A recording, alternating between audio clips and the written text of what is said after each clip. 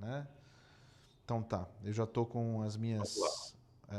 Tem pergunta aqui já, vamos lá. Deixa eu aproveitar aqui, é o seguinte, muita gente Daqui a mandou pouco a luz pergunta... apaga. Como é que é? Daqui a pouco a luz apaga aqui. Vamos Ah, a lá. gente já tá acostumado já, mas a gente já tá naquele nosso combinado, hein? Doutor, é o seguinte, ó, tem algumas perguntas, porque tem aquela situação toda, né? Essa semana a gente teve algumas pessoas que continuam sendo deportadas na boca do gol, mas eu não tiro a razão dessas, dessas deportações pelo seguinte. A gente teve uma situação com uma pessoa que foi deportada em Orlando, mas a família estava em um estado aqui do país, estava aguardando a resposta da extensão. Não fez a segunda extensão. E não veio a resposta da primeira extensão. O marido, né, o pai da família, foi para o Brasil. Voltou achando que estava tudo bem. Chegou ali, o ICE já falou assim: não, mas peraí, a sua esposa está ilegal, seus filhos estão estudando, eles não poderiam estar estudando, e você trabalhou. Aí apertaram o cara, ele falou assim: não, eu não trabalhei, não sei o que e tal, mas aí pegaram o celular, tinha um monte de prova no celular, o cara foi deportado, teve o visto cancelado.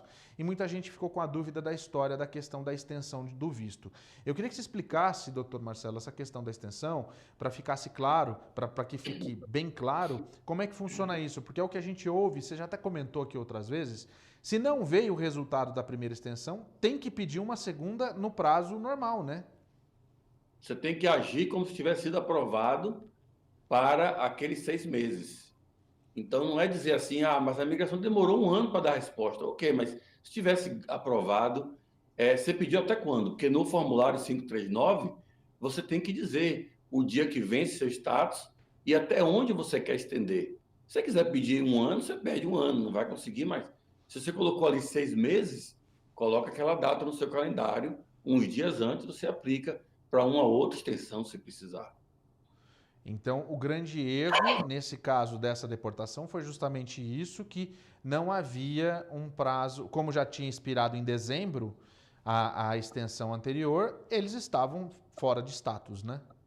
Mas aí teve uma série de problemas que você comentou aí, Paulo, nessa sua pergunta, que o que eu estou vendo aí, essa família aí está bem prejudicada, porque, no caso, a pessoa foi para o Brasil, o pai, né, que você falou aí, o rapaz. Então ele foi para o Dentro do Brasil, prazo, dentro da voltou, permanência deles.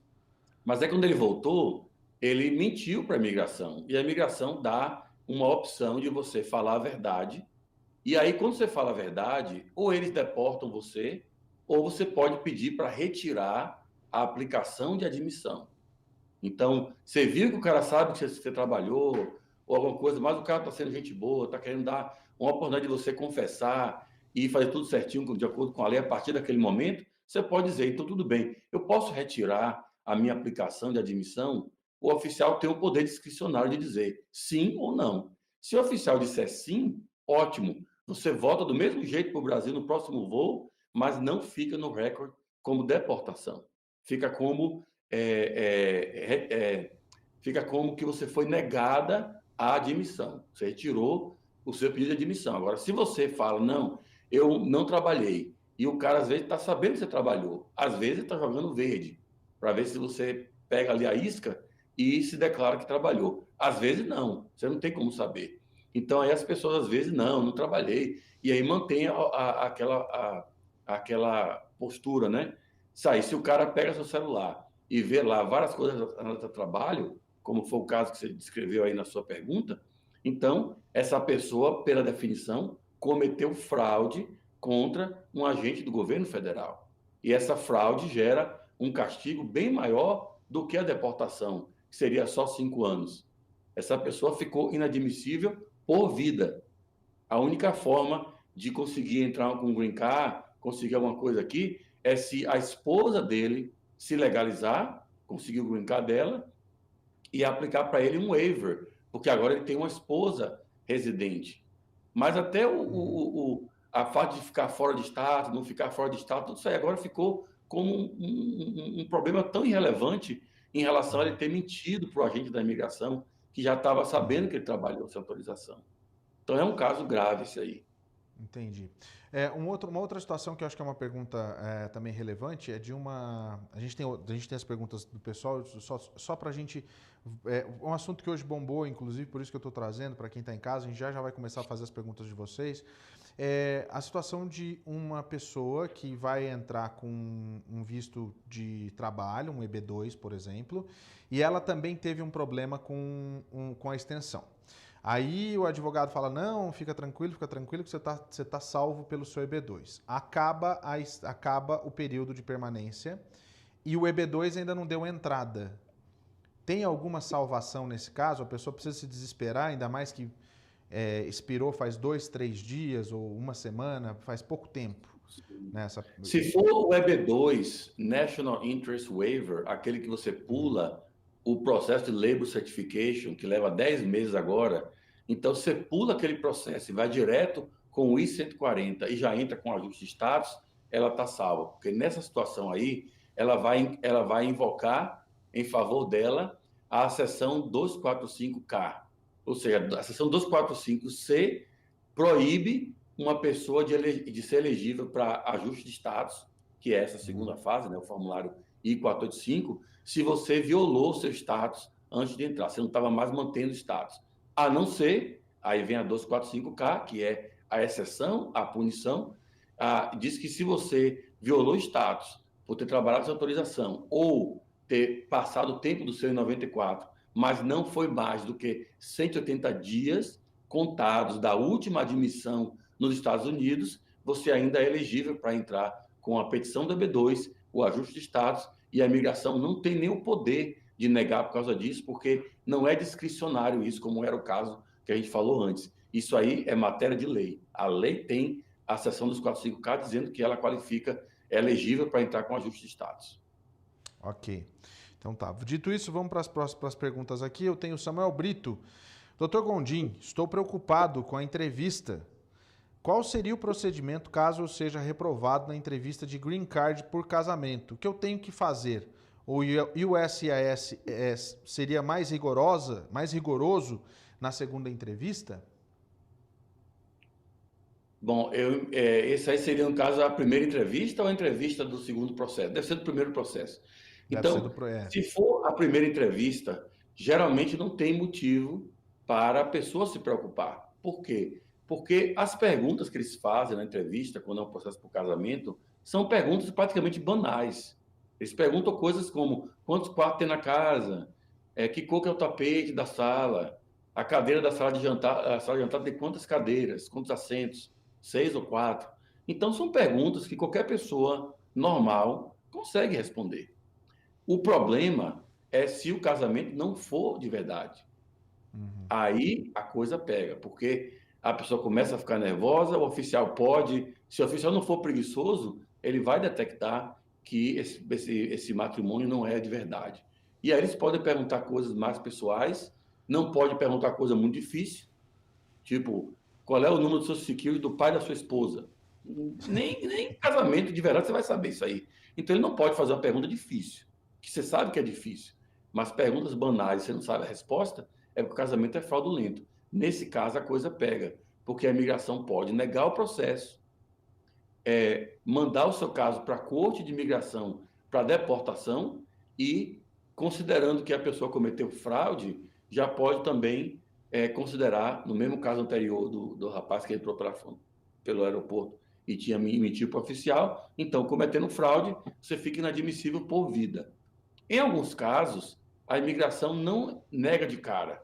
Eles vão para a entrevista, percebem um monte de... separa o casal, por exemplo. Eles começam a perceber que esse casamento está meio suspeito. Eles separam.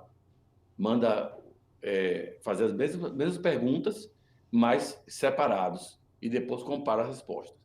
Agora, você vê que não é tão difícil provar que é fraude.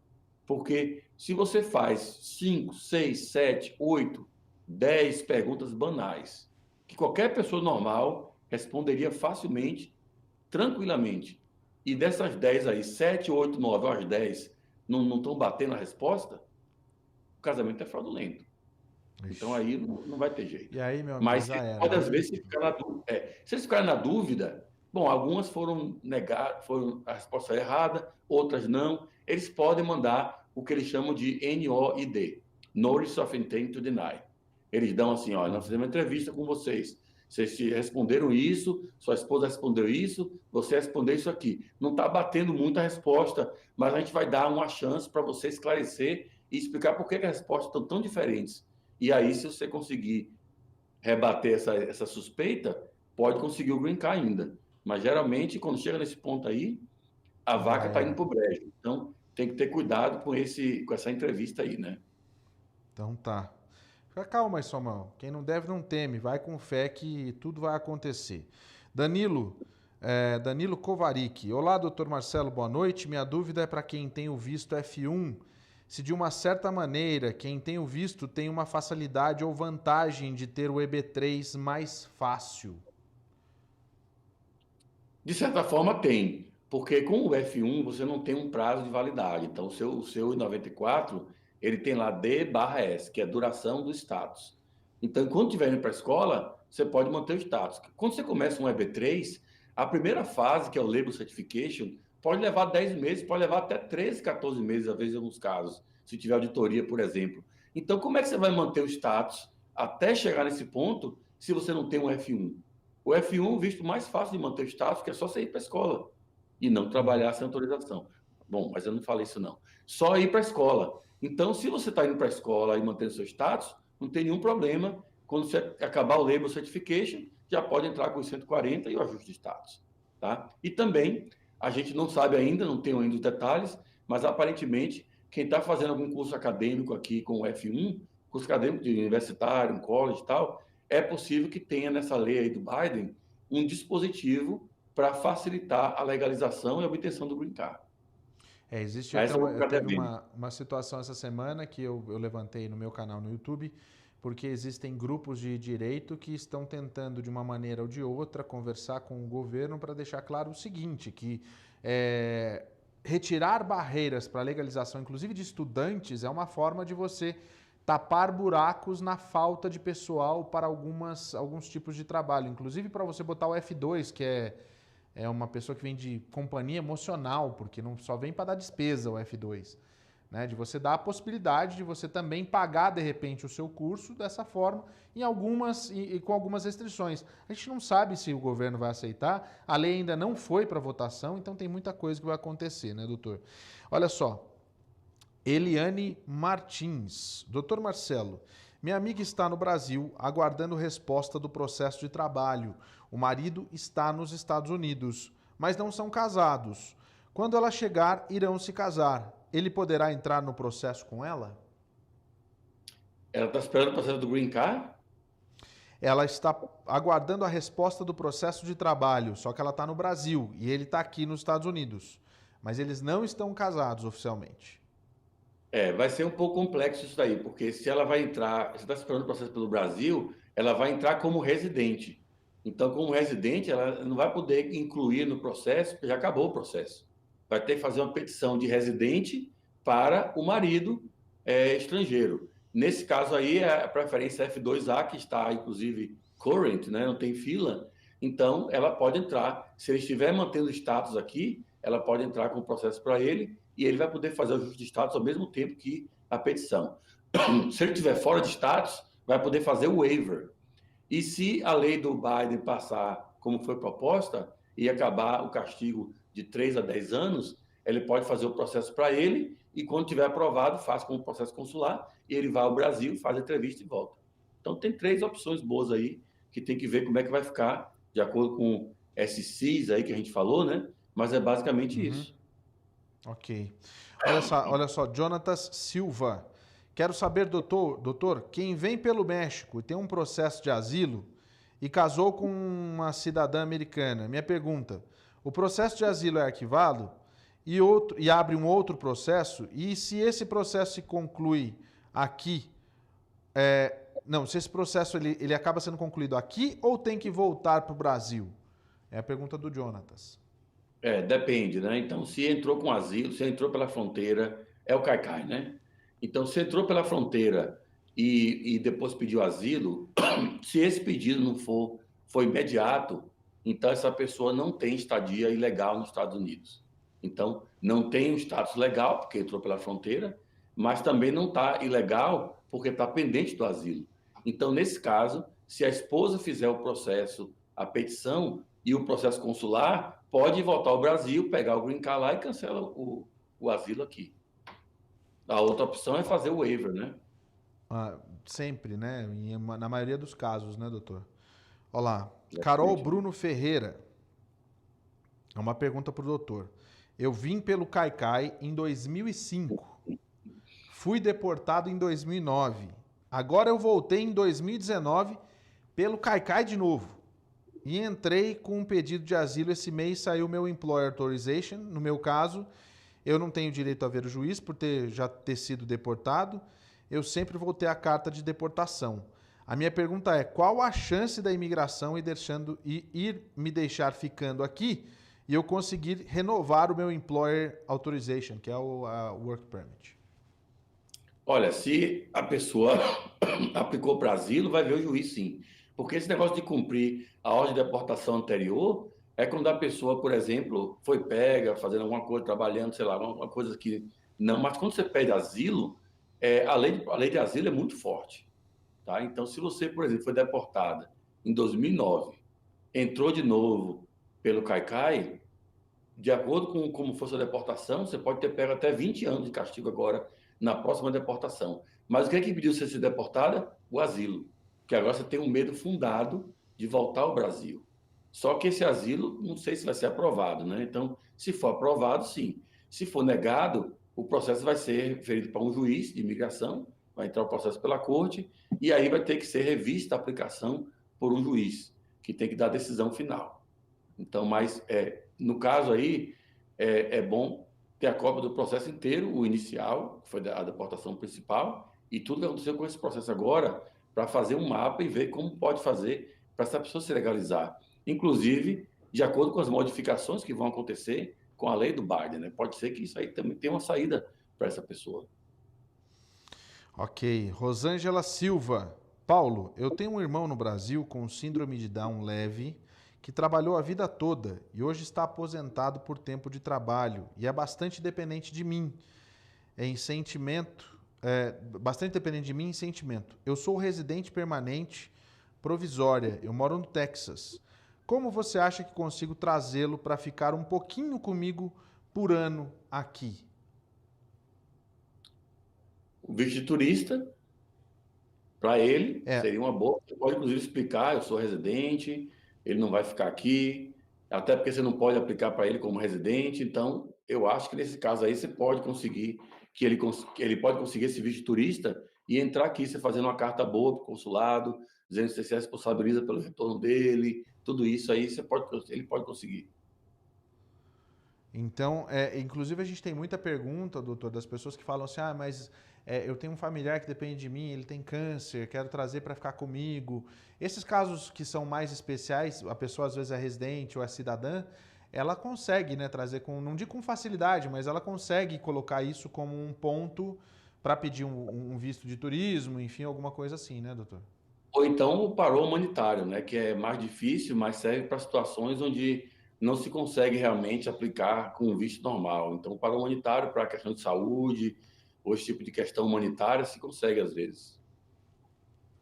Ok. Andrei Lamenha. Doutor Marcelo, perdi a data das digitais. Quanto tempo demora para que me mandem outra data? Eu já mandei uma carta explicando o motivo. Isso acontece, é muito comum, né, doutor? É muito comum, depende de ver que processo é esse, né? É um processo de green card, é ajuste de status, ou é aquela extensão de turista, ou é a mudança de status para F1, porque aí o impacto é diferente de um caso e outro, né? Às vezes, eu já vi pessoas irem com a cartinha da entrevista, do appointment, lá do fingerprint, e conseguir fazer até fora do dia. Outros conseguem até ir antes e fazer. Outros têm uma entrevista, aquele appointment na Flórida, mas como está em Massachusetts, vai lá e faz, porque é tudo federal. Então, existe uma flexibilidade do agente que pode aceitar isso daí. Mas nós estamos ainda com resquício da administração Trump, então não é claro que É eles que, vão aceitar isso daí.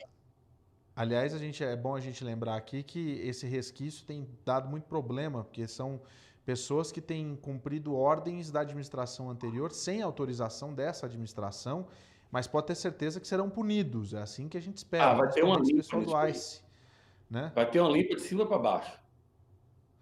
Então, o que é que na realidade a gente estava naquela fase meio no limbo, que eles deixaram um tempo meio que de propósito para poder fazer o Alejandro assumir o DHS. Agora E, o Alejandro está botando ordem no negócio, né, doutor? Então, teve todo esse problema.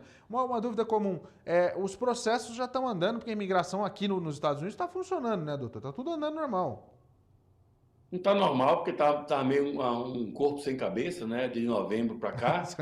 Mas agora está começando a agilizar as coisas, né? Mas está levando 10 semanas, às vezes, até 12 semanas, às vezes, para emitir um recibo. Eu comecei a receber agora recibos de início de novembro. Uhum. Nossa, cara. Guga Costa. Ó, isso aqui é pergunta. Eu gostei dessa pergunta que ele mandou aqui. Mandou no chat. Não pagar as contas do hospital por causa de acidente estando com F1, pois está processando a empresa que lhe machucou e esperando receber para pagar as contas. E o F1 está em processo de EB3. Complica? Prejudica? Eu estou Não, fazendo essa pergunta porque essa história de não pagar o hospital, no caso dele é que ele está entrando com um processo contra a empresa e quer botar os custos para a empresa, né? Mas é, muita gente não paga. Isso acaba prejudicando, doutor? não acho que vai prejudicar, não. Inclusive, nesse caso, você pode falar com o seu advogado do caso do acidente e ele pode entrar em contato com o hospital e o hospital ele faz uma carta de representação para o hospital, se comprometendo a pagar o hospital do julgamento final quando receber. Então, o hospital vai ter prioridade na divisão dos fundos quando a seguradora pagar pelo acidente. E o hospital para de encher Entendi. o saco. E faz aquele plano de US$ 50, quem não tem caso, nesse caso que ele tem um problema, mas quem não teve que usar, os hospitais fazem um plano a perder de vista para você ir pagando, mas não Mas, deixa mas, também isso já. mas se é acidente, o hospital não vai querer fazer, porque acidente sabe que vai ter a indenização da companhia de seguro. Enfim. Maria José Moraes, deve ser parente. Boa noite. Durante a extensão de turismo e mudança de status de estudante, filhos podem ser matriculados na escola? Observação: os dependentes também aplicaram para o F2. Olha, depende muito da jurisdição, né? Tem alguns lugares que as escolas estão enchendo o saco, mas perante a lei de imigração, uma vez que você mudou de ideia agora e já quer aplicar para estudante, se colocar os filhos na escola não deve prejudicar o processo. Ok. Carlos Póvoas. Boa noite, PS e Dr. Marcelo. Para esse possível processo de anistia de imigração do presidente Biden, os imigrantes precisam contratar advogados? Boa pergunta. Os imigrantes precisam contratar advogados para fazer o processo ou podemos fazer por conta própria? Vamos esclarecer isso, doutor Marcelo. Eu só vou poder esclarecer quando eu vi os critérios de elegibilidade que a pessoa vai ter que preencher, o formulário que vai ser utilizado, o processamento, todas as regras, porque aí a gente tem como contabilizar o trabalho, as horas que vão gastar em cada processo e fazer um preço justo. O que eu posso lhe falar é que se o trabalho for simples, os advogados não vão cobrar muito caro. E às vezes é melhor fazer com o advogado, porque pelo menos você sabe que sabe para onde mandar o processo, sabe, tem contato com a imigração, tem como interceder melhor para você do que você sozinho. Agora, teoricamente, qualquer processo, do mais complicado que tiver, você pode fazer esse advogado. Se vai dar certo ou Ok. não vai, não sei, mas você pode fazer. Eu tenho comigo uma seguinte situação. Primeiro, o advogado vai ser sempre seu amigo quando o advogado é sério e ele vai realmente fazer da forma correta para você entender. Às vezes você vai fazer muita gente fala assim: vou fazer meu processo de casamento sozinho. Às vezes você faz e um detalhezinho, pequenininho, pode te dar problema lá na frente, como por exemplo, esqueci de fazer o parole, a autorização de viagem. Não sei como é que eu vou fazer. Aí o negócio vai ficar complicado. Ou qualquer outra coisa que você preencheu e vai ficar aquele ida e volta de documento, ida e volta de documento. Por que você não pega tira o escorpião do bolso, pega um advogado, ele não vai te cobrar US$ 20.000 para fazer um casamento, porque se estiver cobrando, o cara é pilantra de cobrar US$ 20.000 para fazer um casamento, né? Então, muito melhor você ter um profissional que realmente entende do riscado do que você ficar e perder seu tempo fazer as coisas nas coxas, né? O brasileiro tem muito isso de economia, de economia e, enfim, E o fica... barato sai caro, às vezes. Muito, sabe? Vai sair mais caro o molho que o peixe. Igor Santana, Olha só, quanto ao I-944, que é o Public Charge, quais as chances dele ser realmente revogado nos próximos dias ou meses? Quem já enviou os documentos no I-485 será analisado ou não? E se não mandar esperando cair em RFE, é aconselhável? Olha só, o que eu acho que vai acontecer é o seguinte: isso é o palpite com base no que eu vi no noticiário aí recentemente. Na semana passada, o presidente Biden pediu ao Alejandro Mayorkas para fazer um estudo sobre o impacto do public charge nos casos de imigração. Então, deu 60 dias para fazer esse estudo. Então, deve ter alguma coisa aí nos próximos dias, nas próximas semanas. Além disso, tem uma outra situação bem interessante. Temos 3 casos em distritos federais que foi dado uma liminar, mas a liminar está com stay. Ela não está ainda podendo ser executada, suspendendo a regra do public charge, ou seja, o public charge está válido no país inteiro hoje. Esses 3 casos, no caso, quando o Trump era o presidente, a imigração perdeu, mas a corte não quis implementar a regra não quis implementar a liminar, suspender a regra até julgar o processo, e foram feitas apelações para a Suprema Corte. São 3 casos. Então, 2 coisas podem acontecer com esses casos, que aí elimina a regra do public charge na hora. Uma delas é a corte dizer que não quer fazer o tal do certiorari, não quer rever esse caso. Então, já morre ali, aí as decisões da corte do distrito local vão ser implementadas nacionalmente e a regra do public charge vai acabar de vez. A outra é o próprio governo, a própria imigração, que na época eles fizeram apelação, mas agora o governo que manda agora é o Biden, não é mais o maluco lá. Então, eles podem decidir, o Departamento de Justiça, que não quer mais perseguir essas apelações e pedir para dar baixa. Aí, nesse caso, a regra do public charge cai na hora, porque a regra que o juiz das cortes, a decisão das cortes do distrito local, vão ser implementadas no país todo. Então, tem muita coisa para acontecer. Eu sei que o que eu falei agora foram 3 caminhos diferentes aí, e o povo deve ter ficado mais confuso do que estava antes de eu falar, mas se você pausar o vídeo, voltar lá e analisar e pesquisar, você vai ver que são 3 formas que a regra do public charge vai acabar. Para resumir, a primeira é na revisão que o Alejandro Mayorkas está fazendo agora, que eles vão ver que é palhaçada mesmo e vai cancelar, é o que eu acho que vai acontecer. Ou então o próprio governo vai pedir baixa das apelações dos casos da Corte de Nova York, Washington e uma outra lá que eu não estou me lembrando qual é agora. Ou então a própria Suprema Corte, em qualquer momento, pode dizer: não, eu não quero ver esse caso, volta para fazer como está na Corte de Apelações. E aí, nas 3 situações, a regra do public charge está fora. No caso de quem já mandou a documentação, a imigração provavelmente vai descartar a documentação toda, separar o formulário e os anexos e devolver para você ou destruir, alguma coisa assim, mas não vão considerar os documentos que estão ali.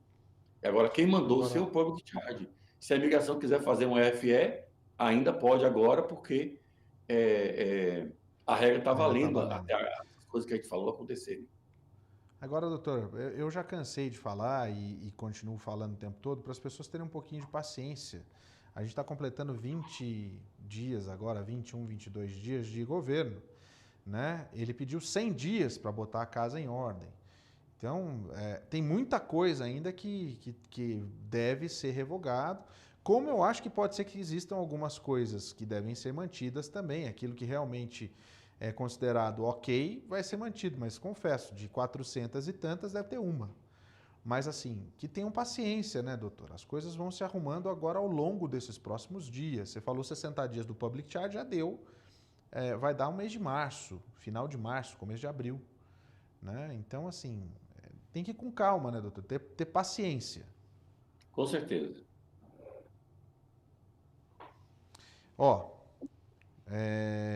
doutor Farias está mandando a pergunta aqui. Será que essa lei do Biden vai ser votada ainda esse ano? É aquilo que a gente está falando. Provavelmente vai. Tá. Deixar passar para outro Congresso, não vai. Ele está dando muita prioridade à migração.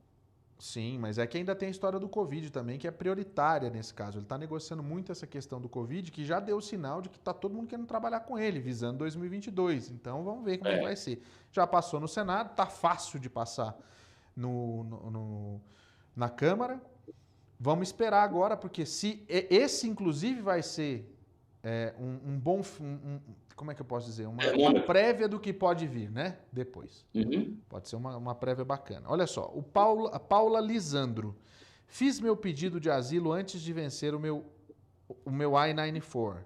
Ocorre que o advogado mandou a solicitação para o escritório de imigração errado e ela voltou. Eles enviaram agora para o escritório certo, só que a data do reenvio passou da data limite de 1 ano para aplicação do asilo. A minha dúvida é se eles vão considerar a data do primeiro envio ou eu ainda corro algum risco. A imigração até pode, mas normalmente eles não iam aceitar essa aplicação fora do período de 1 ano. Porque o processo, quando é enviado para a imigração, tem uma regra lá chamada de properly filed. Properly filed é quando os formulários foram preenchidos com a informação básica necessária, a taxa foi paga, nos casos que tem taxa, o asilo não tem, e foram assinados nos lugares certos e enviados para o lugar certo. Então, às vezes, a imigração no passado mandava para o escritório certo. Mandou para o lugar errado, eles consideram, tudo bem, manda aqui internamente mesmo, e depois distribui lá para outro lugar. Às vezes devolve o pacote todo. Então, é bom você ter a cópia da carta de rejeição, que foi mandada para o lugar errado, para depois fazer esse argumento e ver se consegue. Mas eu acho que você vai entrar pela lei do Biden mesmo, para falar a verdade. Mas vamos lá. Vamos lá. Simone Moraes. Iremos tirar o visto em família, porém não sou casada, só tenho papel de beneficiária do meu marido que fizemos quando eu fiquei grávida. Esse papel vale como união estável no consulado? Será que ele ainda aceita isso? União estável não é aceito para caso de imigração. A imigração só aceita casamento. Boa. Diego M. Boa noite. É possível pedir ao NVC para mudar a entrevista para o Chile, onde o consulado está aberto? Estou em processo de EB3, aguardando desde junho entrevista no Rio de Janeiro. A gente já falou sobre isso, mas vale a gente relembrar, né, doutor? Poder pode, mas o Chile não vai aceitar, provavelmente, porque você tem que estar morando lá no Chile, né? Eu fiz agora um caso, que eu até falei aqui, é uma pessoa que estava no Brasil, mas aí foi morar em Portugal durante o processo, está um contrato lá em Portugal, então pediu para transferir o caso para Portugal. Eu pedi e Portugal mandou e a França, o de Paris aceitou, porque parece que não estava tendo lá em Lisboa. Então o de Paris tomou esse processo e falou, a gente aceita a transferência, porque a pessoa estava em contrato e morando em Portugal com a família. Não é o caso de você estar com um caso no Brasil por causa do Covid e ir para o Chile, onde você não mora, só porque lá está aberto. Então, eu duvido que o Chile aceite isso. Porque se o Chile começar a aceitar, aí vai vir todo mundo que está com casos da América Latina vai querer ir para o Chile. E outra coisa também interessante, os casos estão bloqueados. Até que o Biden cancele isso, está bloqueado até final de março, né? Isso era uma outra também que não decidiram ainda. Laila Fávaro, deixa eu mandar um abraço para a Laila aqui que mandou mensagem. Ela diz o seguinte, ó. Enviei o processo da minha cidadania já faz 3 semanas. Não recebi nem a carta do recebimento. Isso é normal? Qual é o tempo de espera nesse processo, doutor Marcelo? Não é normal, mas o Trump fez virar normal. Então, desde novembro para cá, como eu falei, eu mandei a minha aplicação, os casos aqui de novembro. Agora, ontem, anteontem, que começou a receber aqui no escritório os recibos dos casos do novembro 2, novembro 3, novembro 4. Então, se você mandou em 3 semanas, ainda vai levar umas 7 semanas aí, talvez, teoricamente, para receber, a não ser que mude na migração. Mas você não vai perder o lugar na fila, porque quando eles mandarem para você o recibo, vai ser com a data que foi recebido lá. Então tá, Gabriel aqui, ele fala o seguinte, tax returns, quanto pode pesar em uma legalização de 0 a 10? Depende do tipo de processo, depende de como está o tax return. Essa informação aí, essa pergunta está muito... Eu estou praticamente atirando no escuro, né? Porque não tem tanta informação fazendo uma... Mas tem um peso, então. Existe um peso. Depende do processo, tem um Geralmente, peso. o tax return não tem muito peso no processo, não. Mas depende, por exemplo, a regra do public charge, que agora tá válido, então vai ter que mandar. Então, às vezes, Se o tax return estiver ruim, é melhor esperar sair a regra do public charge para fazer depois sem ele. Se for um processo de casamento, o tax return é muito importante, porque é sponsor, um processo de família com sponsor. Então, dependendo do processo, pode ou não ser muito relevante. O Caio pergunta aqui, ó. Quem aplicou o EB3 no meio do ano passado, qual o prazo máximo para receber um retorno para o agendamento da entrevista? Depende de que fase ele está, né? Se ele começou o EB3 no meio do ano passado, deve estar, deve estar para acabar o Label Certification. Não, porque são 5 meses. Se entrou com o Label Certification no meio do ano passado, já era para ter saído a decisão do Label Certification. Então, se sair aprovado, até transferir para o Brasil, tal, são mais ou menos uns 4 a 6 meses para ter entrevista depois que for para o consulado. Mas sem falar, sem contar com o Covid, né? Então, quer dizer, tá tudo atrasado mesmo, né? Não Tem tem... um E ano que a agora me pessoa parece que está. suspenderam lá no Brasil as entrevistas de green card, dessas coisas. Parece que suspenderam por um tempo indeterminado até eles botarem ordem na casa. Também tem isso, né? Isso. Vamos lá. Jonathan Espírito Santo. Tava com ela aqui para ler, tiraram, não sei o que aconteceu. Então tá, vai o seguinte. Tô esperando eles mandarem de novo aqui. Acho que rolou uma emoção lá na produção, doutor. Aqui, Jonathan Espírito Santo. Boa noite, eu entrei pelo Caicai no Texas. Olha o Caicai de novo aí. Eu não consigo, doutor, isso eu tenho que contar. O doutor Marcelo falou que descobriu o termo Caicai aqui no programa com a gente. E agora, toda vez que eu falo Caicai, eu lembro dessa história e aí não tem como não conter, né, doutor? Olha lá. Entrei pelo Caicai no Texas, eu assinei a deportação e entrei no avião para voltar para o Brasil. Mas como minha esposa estava grávida de 8 meses, não deixaram a gente ir para o Brasil, acabaram deixando a gente ficar aqui nos Estados Unidos já faz um ano que essa deportação está assinada e cancelada. E aí? E aí tem uma situação estranha aí, né? Seria bom você pegar aí a documentação e mandar para a gente analisar aqui, porque o que ele deve ter dado para você é um deferimento da deportação. Então, é uma deferência na deportação, na admissão da deportação da admissão. Então, seria interessante tirar cópia desses documentos para a gente analisar para ver como foi que esse oficial fez isso. Se ele fez um esteio de deportação, se ele cancelou a deportação e admitiu, se ele fez uma deferência. Isso a gente tem que ver para ver a figura jurídica disso aí. Entendi. O grande problema é que as pessoas, por exemplo, hoje a gente está com uma audiência bem bacana, doutor, e as pessoas estão mandando bastante pergunta. Não dá para a gente, em pouco tempo aqui, tentar resolver o problema de todo mundo e dar informação, porque tem coisa que é muito específica. Então, o ideal é você entrar em contato diretamente com o advogado de imigração, para você fazer a sua consulta e passar todas as informações necessárias para você também não ficar no escuro e não ficar no diz que me disse. Porque muitas vezes uma resposta que vale para Francisco não vale para o Chico, né? Porque o Chico tem uma história um pouquinho diferente. Né? Então é o que eu digo. Por exemplo, o Dr. Marcelo, você vai falar com ele no gondinlaw.com, faz tudo lá online, não tem problema e vai ser bem bacana. Vamos então para a pergunta aqui, ó. Então olha assim, ó, o Guga Costa, inclusive, está perguntando aqui, ó. Quanto o Dr. Marcelo cobra uma consulta? É pago por consulta ou por hora? Ou é meia hora? E como que é feito o pagamento estando longe da Califórnia? Obrigado, Paulo. Obrigado, Dr. Marcelo. Ó, é só entrar em contato no site, tá tudo explicado lá, né, doutor? São $100 a consulta, de 1 hora e é paga pelo PayPal. Se você tiver a consulta de 1 hora e a gente for contratado, a consulta é devolvida como crédito no seu processo. Aliás, esse é o procedimento que a maioria dos advogados fazem aqui. Só cada um cobra a sua consulta como cada escritório cobra, normal. Então, você já tem aí outra. Isso tudo não é tipo, né, vai falar.